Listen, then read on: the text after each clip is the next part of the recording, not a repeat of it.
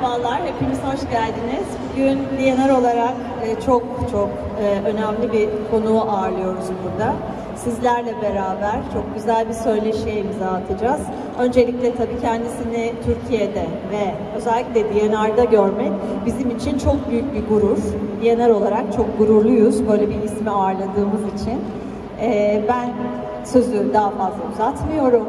Şimdi moderatörlük yapması için April yayınlarından Nazlı Hanım'ı sahneye davet ediyorum. Güzel söyleşiyi Nazlı Hanım'la beraber yapacağız. Sizin için çevirecek. Ve şimdi de Adam Fawer'ı alıyoruz sahneye. Teşekkürler. Merhabalar herkese. Çok teşekkürler. Ardından da zaten kitaplarını imzalayacağız. Merhaba, hoş geldiniz. Sesim geliyor zannediyorum. Çok büyük mutluluk sizlerle olmak. Çok teşekkür ederim. Ben kitabın yayıncısı ve editörüyüm. Adam'la tam da burada 2009 yılında beraberdik. Ve hatta çok güzel bir pozumuz var. Bugün de aynı şeyi tekrarlamayı düşünüyoruz. Güzel bir sohbet yapalım istiyorum hep beraber. Benim kendi sorularım var. Asıl sizin sorularınız önemli. Onun için ben bir giriş yapayım. Hemen devamında sizlerin sorularıyla devam edelim. Ben Türkçe ve İngilizce olarak götüreceğim söyleşiyi. Motomot çeviri yapmayacağım. Bu şekilde başlayalım. Tekrar hoş geldiniz. Çok teşekkür ederim. So I gave a brief summary about our history in this shopping mall and how important D&R is for us. So how does it feel to be in Turkey? Let me translate first in Turkish and then you will start. İlk soru olarak Türkiye'de olmanın nasıl bir his olduğunu sordum. Çünkü henüz 4 gün önce geldi ve ayın 4'üne kadar, 4 Kasım'a kadar burada olacak. Bir duygularını alarak başlayalım isterim. Türkiye seni seviyorum. I haven't been back here in 15 years. It's fantastic to be back. I love my publisher and Nazla, and D&R has been incredibly fantastic and supportive with my signings and events. So, teşekkürler. En son 15 yıl önce buradaydım. 15 yılın ardından Türkiye'de olmak yine harika, yine muhteşem bir duygu. Hem yayıncım hem D&R her zaman bütün bu süreçte benim için çok büyük bir destekti. Yine burada okurlarımla buluştuğum için son derece mutlu ve iyi hissediyorum kendimi diyor. So, your new book, Mobius. You're here for our wonderful new novel, Mobius. Can you tell us the story, your inspiration and your message of Mobius? Biliyorsunuz yeni romanı Mobius için burada Adam Fawer. Bir Mobius'un hikayesini dinleyelim isterim. Fikir nereden doğdu, kitap nedir, ilham kaynakları nelerdir? Oradan bir başlayalım. Sure. For the last 20 years, I've been working in startups in New York City. And it has consumed my life, sometimes for better, sometimes for worse. And also, as I've gotten older, I've thought a lot about regrets and things I wish I had done slightly differently. And so that was really my inspiration for this novel. And I really was thinking a lot about the past and the future and fate. And so it really harkens back to the themes I wrote about in Improbable. And it's definitely the most personal, emotional book I've ever written, but also fun.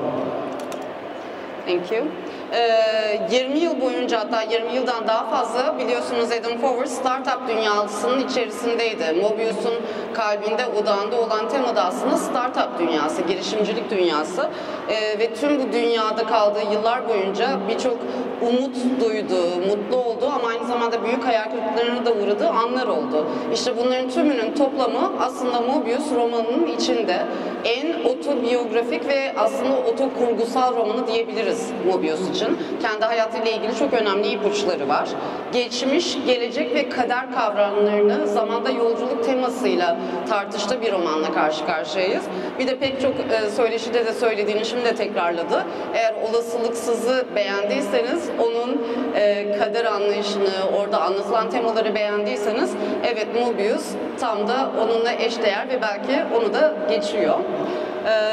So you like this idea of destiny, kader, and you use it a lot in your fiction. Can you tell us a bit about that? Kader kavramı, determinizm kavramı, aslında özgür irade kavramı biliyorsunuz Adam'ın tüm romanlarında çok baskın. Biraz onu anlatsın istiyorum bize. Neden bu konuya özellikle ilgi duyuyor?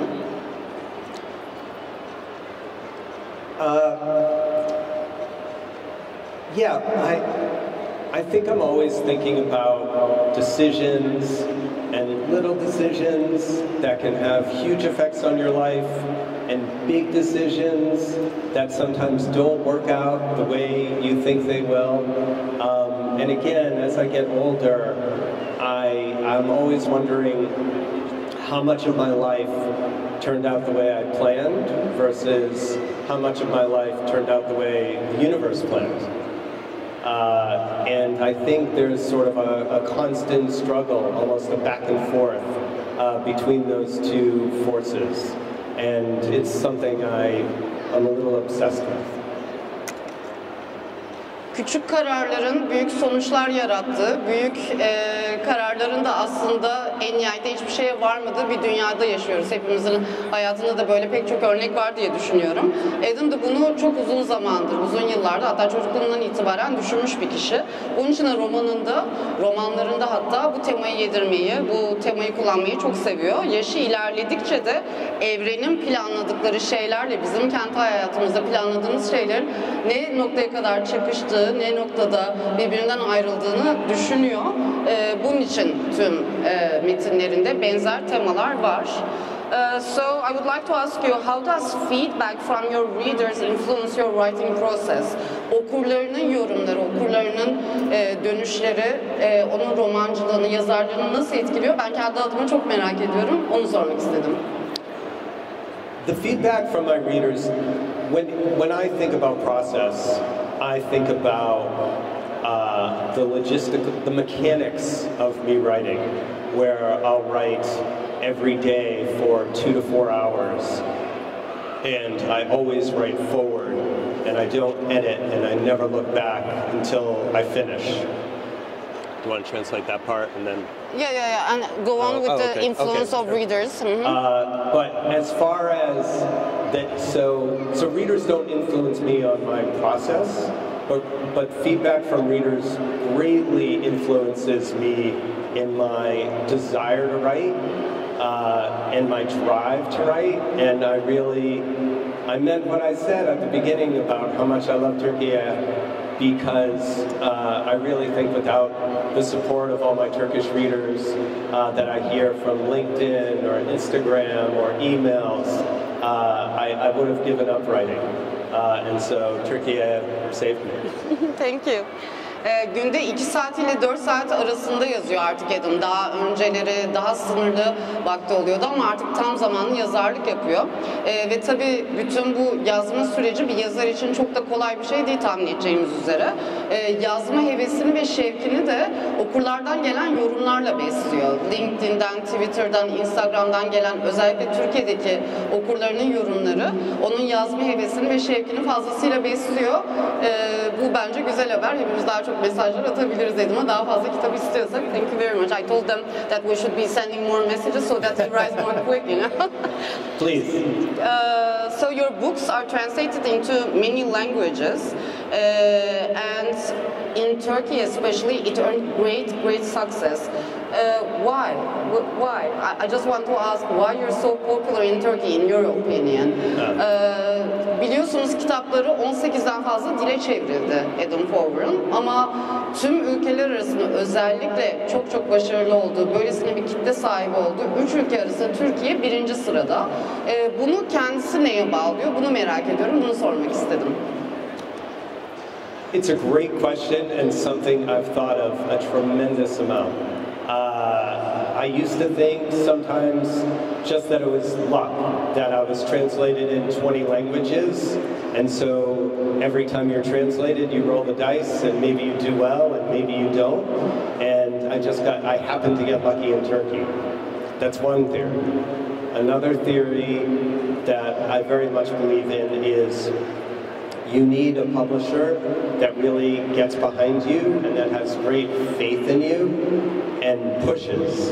And that's April with Nazla and my publisher Egeman, who first released the book and it had a green cover and it didn't sell well, and most publishers would have just given up, but he changed the cover until it started to sell well, and he kept talking to people about it. And then the third reason, sorry my answer. Yeah, please. The third reason is I've learned more recently about Kadash and about fate. Well, I've always known about fate and determinism and destiny, and they're themes that I like to think about a lot and that I dealt a lot with in Probable, and I have a lot of that in Mobius.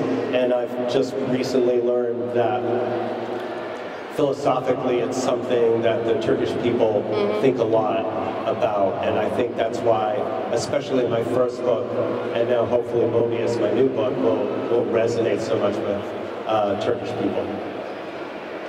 Türkiye'deki bu müthiş ilgiyi 3 ana sebebe bağlıyor Adam. Birincisi, evet, kitabım olasılıksızdan başlamak üzere toplamda 20 dile çevrildi.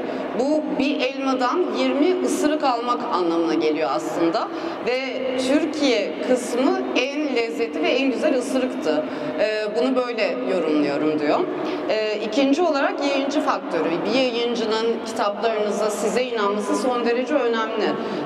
Belki hatırlarsınız, aramızda var mı hatırlayan bilmiyorum. İlk kitabı yayınladığımızda aslında kitap yeşil üzerine kırmızı desenliydi. Olasılıksızın ilk kapağı farklıydı. Sizde var galiba.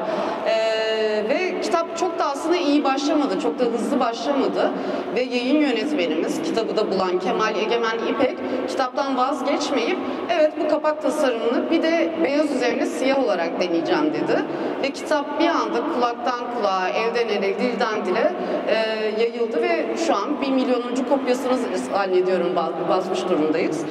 Adam da şeyi söylüyor, sana sahip çıkan, senin arkanda duran bir yayın evinin varlığı son derece önemli. Ve üçüncü nokta kader. Kader temasının hem kitaplarında çok iyi tartışılması ve biz Türk insanlarının aslında kader konusunda, geleceğin öngörülmesi konusunda çok duyarlı insanlar olmamız, temaların birbirini çok iyi tamamlaması, Türkiye'de bu kadar başarılı olmasının nedenlerinden biri. Thank you very much. I think there are some people who remember those green covers. Aramızda yeşil kapaklı halini hatırlayan, gören var mı? Bir el kaldırabilir mi lütfen? Okay. 3 kişi. There are 3 people who saw the... Perfect. Thank you. Biraz da Türk edebiyatıyla ilgisi var mı onu sormak isterim. Devamında da sizlerin sorularını alalım. Sonra ben kendi sorularıma devam edeyim. Have you had the opportunity to study any Turkish literature? Have you read any books from Turkish writers? Yes. The most recent book I read partially at home, partially on the plane coming here, and then when I got to Istanbul was The Peace Machine by Özgür Mumcu. Özgür Mumcu. Yeah. And then years ago I read a few books by Elif Shafak and Orhan Pamuk. Orhan Pamuk. And then right now Nazla just recommended me to read Pasha Of Cuisine. Pasha Cuisine. Yeah. And so that's my next on my to-be-read list. But I've been very busy while I've been here, so I haven't been reading much. En yakın zamanda okuduğum kitap Özgür Mumcu'nun Barış Makinesi adlı romanı oldu. Daha önce Elif Şafak'ın romanlarını okumuştum. Orhan Pamuk da yine okuduğum Türk romanlar, Türk romancılar arasında. Sıradaki kitabımız Saygın Ersin'in Piri Lezzeti olarak belirledim. Başka önerilerimiz de olursa kendisine yollayabiliriz. Şu an için listesi bu şekilde. Sizlerden soru alalım mı yoksa ben sorularıma devam edeyim mi? Buyurun lütfen. Mikrofonu uzatabilecek mi arkadaşımız? Oh, and I also just watched Hot Skull on Netflix. Çok pardon. Bir de Afşinkon'un Sıcak Kafası'nı Netflix'te izledim. Çok yakın zamanda biliyorsunuz. O da bir kitaptan uyarlama. Onu da sayabiliriz. Buyurun lütfen. Devamında sizi alalım. It's a magical moment to see you in person. Can you hear Adam? Since 2012, I grew up with you. And now I'm 68 years old. And a really magical moment. I have some questions, not just one. First of all, in this Mobius, there's a saying from Adam. He says, it's this question version I will use. Do you think that you were honest enough to open yourself to the core in this book while you're writing? Before you answer, sorunuzu bir de Türkçe olarak söyler misiniz hepimiz? Mobius kitabında Kalebe'nin bir cümlesi var. İyi bir kitap yazmak için kendinizi dibine kadar açmanız gerekir. Ama ben henüz dürüstlükte değilim diyor. O yüzden ben de Bay Fawer'a bu kitapta kendisinin dürüstlükte olup olamadığını soruyorum. Çok teşekkürler. Can you? I didn't quite get the last question. Yeah. In Mobius, you say someone has to be very clear and honest to show their life. And can you tell us how honest and clear you were while you were writing Mobius? Mobius is, so first, thank you so much for being a fan for so many years. I really appreciate it. It means a lot to me. All the other books I've written have been in third person. And so all the characters are little pieces of me, some good pieces of me, some bad pieces of me, and pieces of other people I've met. In Mobius, it's the first book I've ever written that's in first person. And it's the most of me of anything I've ever written by an order of magnitude. And so it's really personal and emotional, or it was emotional for me. And I tried to present the good parts of Caleb are reflected in me, but a lot of the bad parts of Caleb are reflected in me as well. So it's definitely my most honest book to date. Mobius'un en dürüst ve kendisini aslında en açık eden kitabı olduğunu söylüyor. Diğer romanlarında üçüncü tekil şahıs üzerinden gidiyordu. Bu kitapta ise birinci tekil şahıs üzerinden bütün hikayeyi dinliyoruz. Aslında bu bile yazarın kahramanıyla, karakteriyle çok özdeşleştiğini gösteren bir unsur. Bütün verdiği röportajlarda zaten böyle bir şeyi söylüyordu, altını çiziyordu. Otokurgusal ve otobiyografik bir yolculuğa çıkarıyorum diye. Bu yönüyle sorunuzun yanıtı evet, Caleb'ın düşündüklerinin aynısını Adam da düşünüyor. Buyurun lütfen. Teşekkür ederim. Biz teşekkür ederiz. Bir aile var kitabın içerisinde ve otobiyografik özelliği olan bir kitap bence. Bu aile ne kadar böyle kendi ailesiyle benzerlik taşıyarak okuyalım. She hasn't read the book yet, but she says, okay, there's a family in the book, I think, and how much of this family is your family? What is the differences and similarities between Caleb's family and your family? I would say emotionally it's very much the same. Of course, little details have changed, and a lot of the story of the family is told in flashbacks as the emotional core of the story, while the action and the thrillerness is told real time. And so I would condense parts of my family life, my real family life, and I would invent a scene that never happened to me, but never happened to me exactly, but did happen to me emotionally, to try to convey how I felt wrestling with my family and my startup. Çok güzel bir soru, teşekkür ederim. Mobius'taki Caleb'ın, baş kahramanımızın ailesi, karısıyla ve çocuğuyla olan ilişkisiyle benim ailem, benim eşim ve çocuklarımla ilişkim duygusal olarak aynı. Bunu söyleyebilirim diyor. Bütün roman boyunca okuduğunuzda göreceksiniz. Gidişler, dönüşler, flashbackler, geçmiş ve gelecek arasında salınıyor hikaye. Ve aslında bunlar hepsi benim içimden, kalbimden, beynimden geçen şeylerdi kendi ailemle ilgili olarak.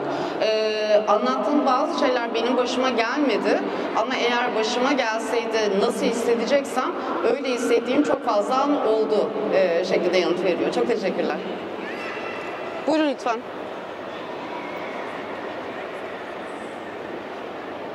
Önce İngilizce söyleyeyim.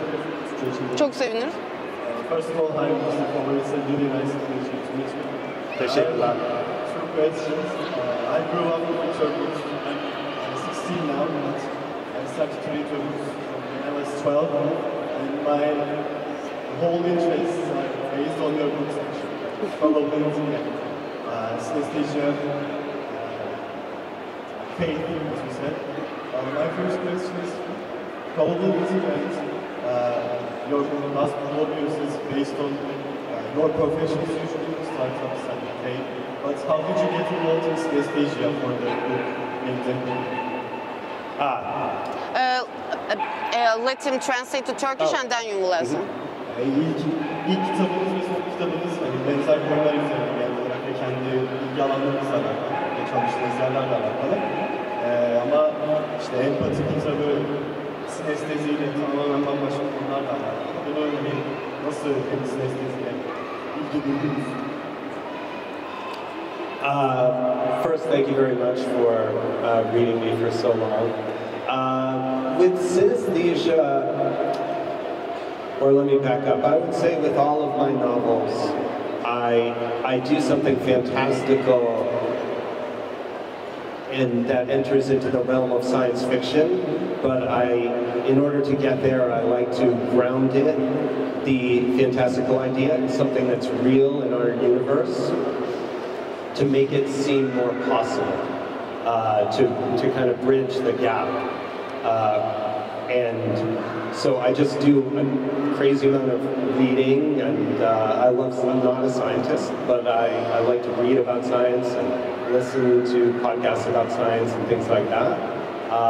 And I just stumbled across the whole idea of synesthesia, which is the mixing of senses, hearing colors and seeing sounds, and I thought that was really interesting and kind of got to the core of my characters that had this ability to project and impact emotions, and so that was the link.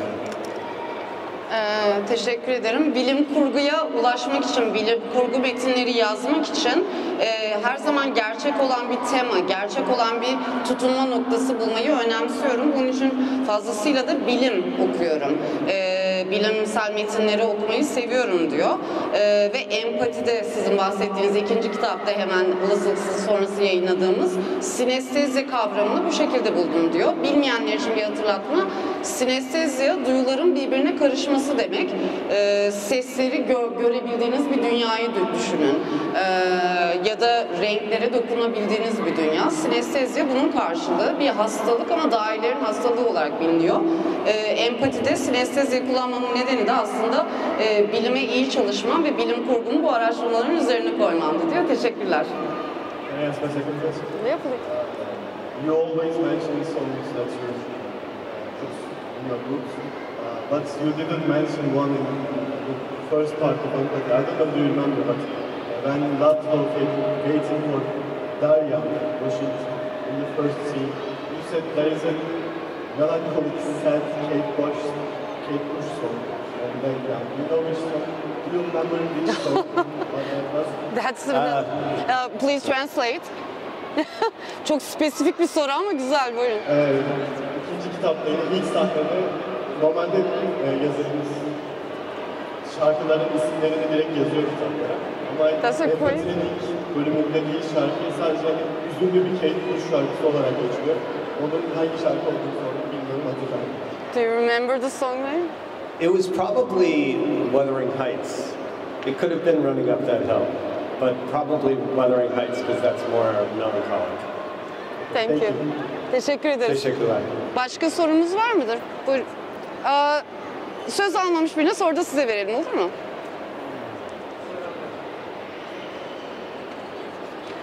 Nasıl isterseniz. Hello, my name is Elif, and I was wondering about your third book, Oz. I was wondering why did you choose that topic, especially?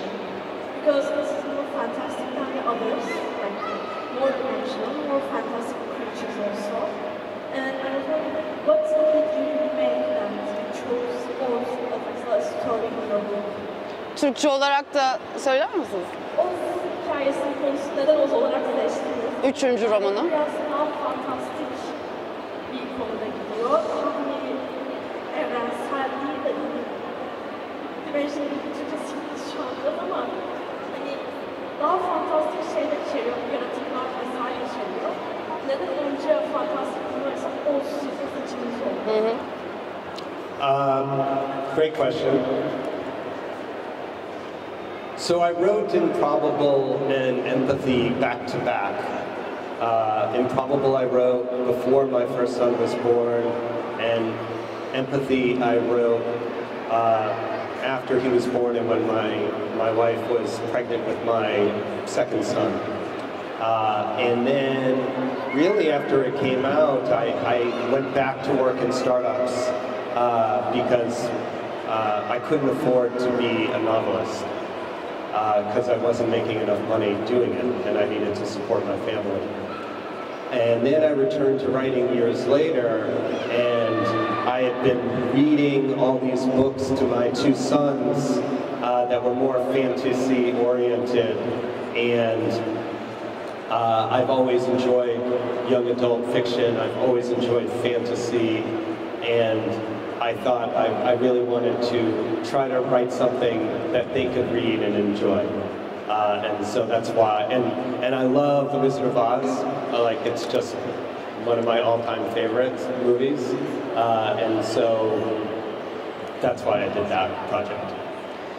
Olasılıksız ve empati bildiğiniz gibi ardı ardına yazdığım iki romandı. Artık yeni bir kitaba girişeceğim anda da eşim ikinci çocuğumuza hamileydi. Ve tam da o dönemde yalnızca yazarlık yaparak para kazanamayacağımı anladığım bir zamandan geçiyordum. Bunun için de startuplara daha fazla yüklendim. Mentor olarak, iktisatçı olarak, ekonomist olarak daha fazla çalıştım. Ve çocuklarım, iki oğlu var kendisinin. Çocuklarıma sürekli fantastik kitaplar okuyordum. Sürekli onlara aslında Oz'da yarattığım dünyaya benzer kitaplar okuyordum. Dorothy of Oz, Oz büyücüsü zaten en sevdiğim hikaye ve filmlerin başında geliyor. Bu yönüyle Oz'un hikayesi de aslında bir genç yetişkin hikayesi olarak böyle şekillendi. Oğullarıma okuduğum ve sevdiğim şeyi yazmayı tercih ettim diye yanıtlıyor. Çok teşekkürler sorunuz için. Buyurun lütfen. Your workflow when you create your story, new story. How do you create your character? How do you work on somewhere? I don't know. I want to learn your workflow. Türkçe olarak da çalışırken How do I create my story? karakterlerinizi nasıl yarattığınızı ve çalışma akışınızı nasıl düzenlediğinizi öğrenmek. how do you create your characters and what is your routine in writing? In terms of how I create my characters, I would say it's an iterative process. I sort of have an idea of what I think they're like, and I start to write the story, and I would say the first half they're not super well formed, but usually when I get about halfway through my novel, I understand them a lot more. And so basically when I'm writing, I'm telling a story to myself and I'm learning about the characters because I want them to do certain things and they have to be a certain way to do that thing.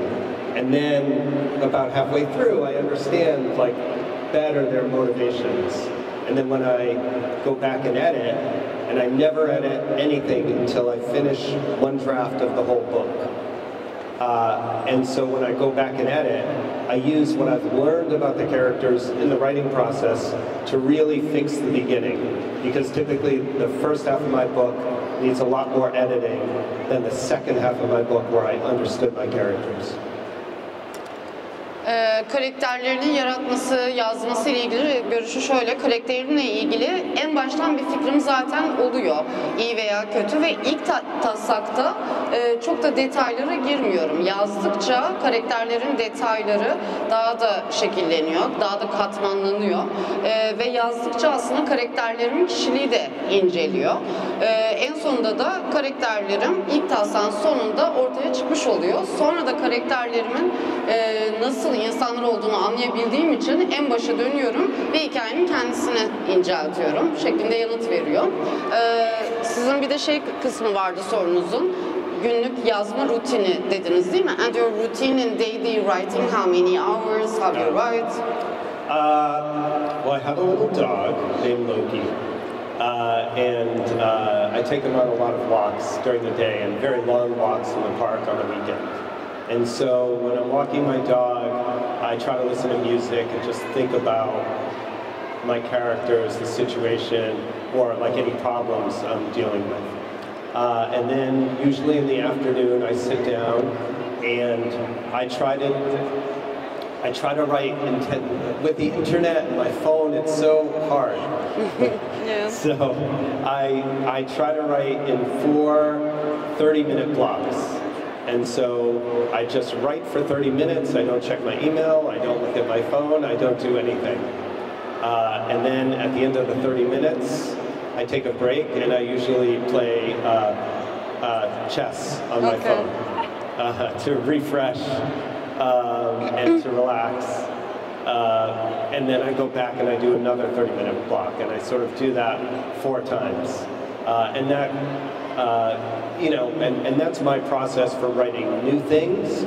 For editing, when I do editing, I do it like 8-10 hours a day because I really get enmeshed in what I'm doing, and that takes, it's hard creatively when you're staring at the blank page. It's a lot of work. And so I can only do it for a short amount of time. But when I'm editing, for me it's more fun and easier. So there I can do it for a very long time. Adam'ın Loki adında bir köpeği var ve onu özellikle sabah saatlerinde uzun yürüyüşlere çıkarmayı çok seviyor. Bu uzun yürüyüşler sırasında müzik dinliyor ve bütün hikayesini aslında düşünüyor. Karakterleri, plotu, neyi nasıl yapacağıyla ilgili ve temel soruları ve sorunları o yürüyüşte biraz halletmiş oluyor. Hemen devamında öğleden sonra eve geçtiğinde yazmaya başlıyor. Kendine şöyle bir rutin kurmuş.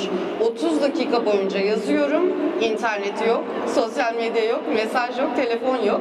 Sonra ara veriyorum ve çarpı 4 şeklinde günde mutlaka 2 saat ne olursa olsun yazıyor. Yazdığı metni inceltme, edit yapma kısmındaysa günde 8-10 saat çalıştığı zamanlar bile oluyor. Günlük rutini 2 saat ama. Başka sorunuz var mıdır? Buyurun lütfen. It's going great, Adam. Hi. In your books, there's always a fantastical world, slightly different than ours, and that world is always so detailed and it has all the systems. And I wanted to ask that how do you do your research on that world? You always have to gain the reach and also the details and those systems, and it has to work throughout the whole book. So how does that inspiration come? How do you do your research on that world? Türkçe olarak da sorar mısınız? Şey sormak istemiştim. Kitaplarında her zaman şimdi kendi yaşadığımız dünyadan biraz farklı bir sistemden bahsediyor aslında ve kendi içinde detayları, sistemleri tutarlı olan bir evren yaratması gerekiyor her kitap için. Bunun detaylarını ve araştırmasını nasıl, süreci nasıl yürütülür merak ediyorum. Merhaba. That's a great question. I just do a lot of research. Like I'll have an idea about projecting feelings and like the other gentleman asked, and then I just do a lot of research until I can figure out how that could be. And then I take pages and pages and pages of notes. I guess that's another part of my process, my non-creative writing process, is just doing a whole lot of research. And there I kind of go down a rabbit hole and I try to learn something. And again, I'm not a scientist, but I write a lot about physics. And so you don't really understand something until you're able to teach someone else that thing. And I try to find concepts that I could learn well enough that I could turn around and explain to someone else. And so some stuff is way over my head and I just give up because I think I barely understand it, but I don't understand it well enough to explain, and so I can't use it. And then once I have the concept down, the details fall from that. And I think, okay, if this was true, what else would be true? And I like worlds that like really hang together. Like I like fantasy books that have magic systems that are really intense and totally make sense, like Brandon Sanderson or something like that. And so I think if you can do that, then it has really effective world building.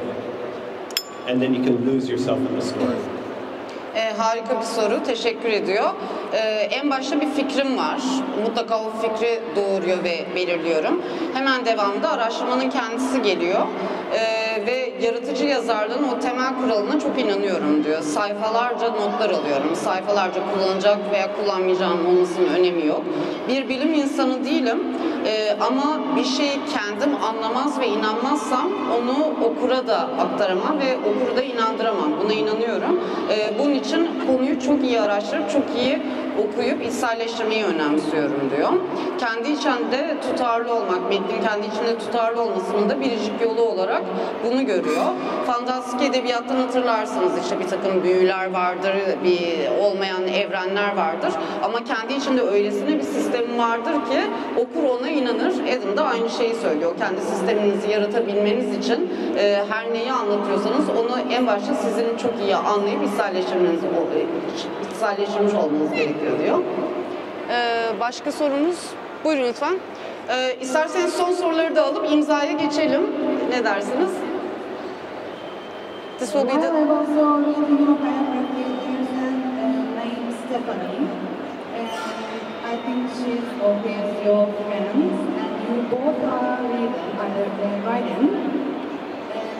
I was just wondering, what was the shifting line of your life to start writing? Because you had different professions in that way in your career also. So where was the line to start writing? Türkçe olarak? Yok, ikisinde Stefan adında bir arkadaşı olduğu ve ikisinin de hikayeler yazdığı yazıyordu. Bir yandan da Bayfor'da aynı zamanda kendi akademik kariyerinde de çok donanımlı bir geçmişi var. Dolayısıyla yazarlığa başlamasındaki o ayrışma noktası neydi onu sormak. Teşekkürler. Teşekkür ederim. And it's like, where is the line, right? Great question. So I think like a lot of people, of course there was that moment I started, but there were many little moments before that that led up to that. And I would say, here are the things that sort of inspired me to become a writer. First is, I quit my job at my first startup at 6 in the morning on September 11th, 2001, about an hour before the planes hit. And I was living in New York City, and I could see the smoke coming up from downtown. And like a lot of people in New York at that time, it made me like think more about my own mortality and how precious life is, and how you have to seize the opportunities when you can, because you don't know how much time you have left. And then right around then, my good friend Stephanie and she was 30 at the time, was diagnosed with terminal breast cancer. And again, it reminded me how precious life is. And she really had also always wanted, she was closer to a writer than I was. She was a journalist, and I was just working in startups. And then the third thing that happened was the startup I quit to co-found failed. And so I needed something to do with my existence. And I really didn't want to work for another startup at the time. And I just thought, you know what, I'm going to go for it. And Stephanie wanted to write a book, but she needed a little encouragement. And so she and I just started writing together every day. We'd go to a Starbucks and we'd stay there 2 hours, because that's how long we had battery power on our 2 laptops. And we both wrote side by side, and that started the ball rolling for me. Aslında yazarlığa bu kadar tamamen tam zamanlı bir iş olarak yapmamın 3 ana nedeni var. Hayatımın 3 kırılma noktası var. Birincisi 11 Eylül büyük saldırının olduğu günün sabahında, sabah 6'da ben işi bıraktım. Ve hemen devamında New York'tayken bir anda her yerden dumanların yükseldiğini gördüm. Ve bu bana aslında ne kadar ölümlülüğün ne olduğunu ve her şeyin ne kadar aslında hassas dengeler üzerinde yürüdüğünü gösterdi. Benim kırılma noktalarımın başında bu olay gelir diyor. İkincisi Stephanie adındaki arkadaşı, bunun biyografisinde de sık sık okuyoruz dediğiniz gibi. Çok sevdiği, yakınca bir dostu, gazeteci. 30 yaşında meme kanseri teşhisi konuluyor ve maalesef zaten kanser nedeniyle de vefat ediyor. Ve ölmeden önce yapmak istediği biricik şey kitabını yazmak. Adam da o dönemde işte son derece iyi para kazanan bir iş insanı, bir mentor ve o da şey söylüyor, artık hiçbir şeyi ertelemeyeceğim çünkü hayat bu kadar basit. 11 Eylül'de yaşadıklarımız gibi, Stephanie'nin bir gün kanser olduğunu öğrenmemiz gibi ve sürekli laptoplarını alıp bir kafeye oturup saatlerce kitap yazıyorlar birlikte. Neyse ki Stephanie'nin hayali ölmeden önce gerçek oluyor. Kitabı yayınlanıyor, hemen sonrasında vefat ediyor. Adam'ın yazarlığa bu kadar ilgi duyması ve onun için kırılma noktalarından biri de Stephanie oluyor. Ve üçüncüsü startup dünyası tabii. Yıllar yılı içinde olduğu ve Mobius'un da odağında olan startup, girişimcilik dünyasında yaşadıkları batan startuplar ve kendisi diyor ki bir noktada hayat böyle geçmez yani. Tamamen bu şirketlere güvenerek ve sırtımı yaslayarak bir hayat süremem. Daha yaratıcı bir şey yapmam gerekiyor. Ve onun üzerine böyle harika bir yazar oluyor. Bizler de onu okuyoruz. Ne mutlu ki bize. Son bir soru varsa alayım isterseniz, yoksa tamamlayalım. Buyurun lütfen. Buyurun. I have one other thing to add on that. I just want to add one other thing. Bir şey daha eklemek istiyor bu konuyla alakalı. And the other thing that resonated with me then, and definitely with this last book, is my dad. My father passed away when he was 49. And again, that's made me always think about my mortality. And when I turned 50 and I became older than my father ever was, it reminded me that time is limited. And after that happened, that's when I decided to quit my startup job and dedicate myself full-time to writing, because that's the most important thing to me. Biraz önceki soruya bir ekleme, en büyük kırılma noktalarından dördüncüsü de babasının çok genç bir yaşta, henüz 49 yaşındayken kaybetmiş olması ve kendisi 50 yaşına girdiği anda şeyi fark ediyor. Babamın öldüğü yaştan bir yaş daha büyüğüm ve zaman çok sınırlı, tamamen yazmak için geç kalmamam gerekiyor deyip tamamen kendini yazmaya veriyor. Babasının vefatı da en büyük kırılma noktalarından biri yazarlıkta. Buyurun lütfen. Hello. Merhaba. It's great to see you here. After you mentioned the great interest in Turkey, to other schools, is there a plan or a thought to use Istanbul or Turkey? Oh, very good question. Maybe a main character Yeah. in future books. Is there any plan for that? And also, thank you for the publishing. Thank you very much. Between here and stuff. Thank you. Sorumu Türkçe. Türkçe'de. Her zaman bu kadar gücü varken gelecekteki bir kitaplarında bir plan veya düşüncesi var mı? Türkiye'de geçecek Türkler veya Türk ana karakter. Çok teşekkürler. Teşekkürler.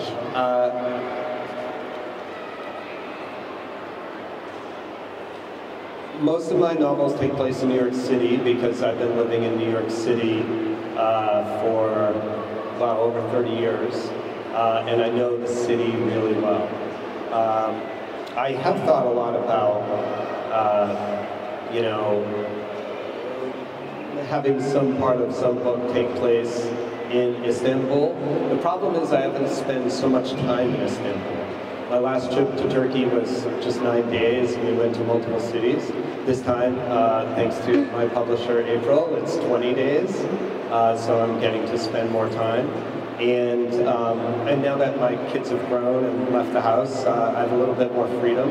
And so I've been thinking of spending more time in Turkey,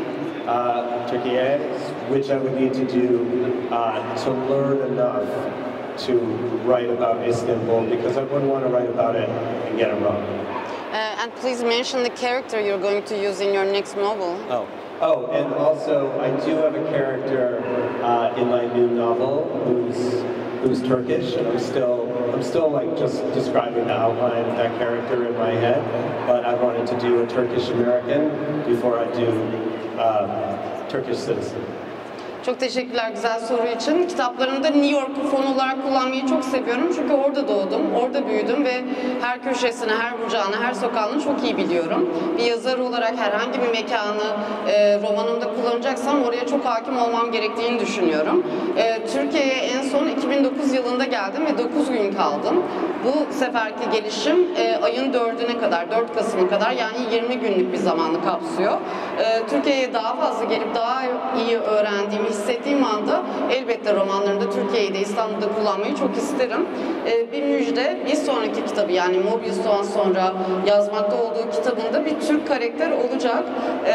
Ve o Türk karakteri okurken kim bilir belki de fon olarak İstanbul'u da görebiliriz. Buyurun lütfen. Mikrofon alın.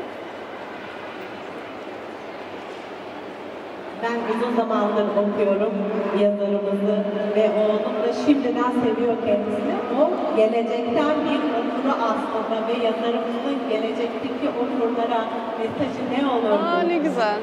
So she has been reading you for a very long time, and this is her son, and she says this is your reader from future. So can you send him a message from future, just like you did in Mobius?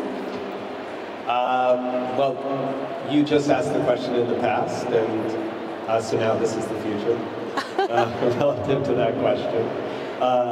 So, teşekkürler, thank you very much for being a reader, and I'm really excited and inspired that your child will be able to read the books I wrote in the past, and I will write books in the future, definitely. That will be for him as well. So I can't wait for the next generation to read my latest books first and then my older books second. Okay. Çok teşekkür ederim bu güzel soru için diyor. Herhalde oğlumuza gelecekten mesajım, benim okurum olduğun için sana çok teşekkür ederim. Ve benim okurun olduğun için gururluyum, mutluyum olur. Ve gelecek benden sana pek çok kitabı barındırıyor. Umarım yeni kitaplarımı önce okur, sonra da eski kitaplarıma dönersin diyor. Çok teşekkür ederiz. Şimdi imzamıza geçeceğiz. İlginiz için tekrar çok teşekkür ediyoruz. 4 Kasım'a kadar diğer etkinliklerimizi takip etmek isterseniz April Yayıncılık sosyal medya hesaplarında bulabilirsiniz. Mevzular açık mikrofona da Adam Fawer konuk olarak katılacak. Seyirci olarak soru soracak, okur olarak katılmak isterseniz de yine sosyal medya hesaplarımızdan takip edebilirsiniz. Thank you very much Adam. Now we will do the book signing. Thank you. Türkiye sizi seviyorum. Ben bir soru sorabilir miyim? Lütfen. There's one more question now. Okay. Yapay zekanın edebiyata etkisi hakkında ne düşünüyor? Eyvah, uzun konu. So what is the effect of artificial intelligence in literature? What is your idea about that? A lot of questions about AI lately, and I am not an AI expert. So I have a couple things to say. One is AI is already a great writing companion for me. Sometimes if I have a setting for a novel and I'm thinking, okay, the character walks into a beautiful restaurant. What are 10 qualities a beautiful restaurant might have? And AI is very good at making lists like that, and it helps get my mind thinking about all those things. So that's one. Two, I do think in the next few years, if not already, AI will be able to write a good bedside book. A what? Bedside book. Something that's pulpy, something that's fun but not great. But I don't think that AI not for a long, long time, I certainly hope we'll be able to write great literature. And I would say the other thing I think about is, or that makes me nervous, is just with screens and everything else like that. I know in America people read less, and that makes me sad. And so with more technology, I think it shortens people's attention span, and they're reading fewer books, and that's sad. Adam yapay zeka ile ilgili görüşlerini aslında hem olumlu hem olumsuz olarak özetti. Çok teşekkürler Nalan bu güzel soru için. Yapay zeka benim yazma eşlikçilerimden biri aslında diyor. Romanı yazarken asıl kurguyu tamamladım ve şey gibi bir bilgiye ihtiyacım var. İyi bir restoranın olmazsa olmaz 10 özelliği nedir? Bunu yapay zekaya sorarak çok hızlı bir şekilde elde edip okuyup düşünüp sonra da kendi dilimle romana uyarlayabiliyorum. Bu yönüyle iyi bir eşlikçi olduğunu düşünüyorum yapay zekanın. Yazarların düşmanı olduğunu düşünmüyorum diyor. Ama bir yandan da yapay zekanın birkaç yıl içerisinde tam uyumadan önce hani tırnak içinde tırıvırı edebiyat dediğimiz romanları rahatlıkla yazabileceğini düşünüyorum. Ama gerçekten büyük bir eserin, hayatımızı değiştirecek bir eserin yapay zeka tarafından henüz yazılabileceğine çok da inanmıyorum diyor. Ve üçüncü nokta, evet yapay zeka çok güzel, harika, teknoloji muhteşem ama hepimiz ekranlara bağımlı vaziyetteyiz ve bu okuma alışkanlıklarımızı en azından Amerika'da çok kötü yönde etkiledi. İnsanların artık eskisi kadar okumadığını düşünüyorum. Bu yönüyle bu tehdidin farkında olmamız gerektiğini düşünüyorum diyor. Adam'ın herhalde bu kadar güzel romanlar yazması okuma kültürümüze de